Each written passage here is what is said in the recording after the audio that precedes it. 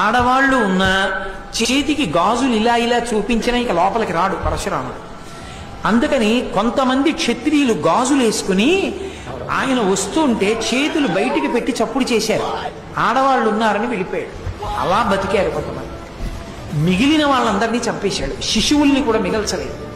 21 మాటలు భూమండలం అంతా తిరిగి క్షత్రియులన్న వాళ్ళని విడిచిపెట్టకుండా సంహరించి ఈ నెత్తురంతా తీసుకెళ్లి కురుక్షేత్రంలో 5 హ్రదములు తవ్వాడు. 5 చెరువులు తవ్వి 5 చెరువులు ఈ క్షత్రియుల యొక్క నెత్తుటితో నింపాడు. వాటిని శమంతక పంచకం అని పిలుస్తారు. 5 నెత్తుటి చెరువులు చేసి 5 నెత్తురు తీసి తండ్రికి పితరులకు తర్పణం చేశాడు.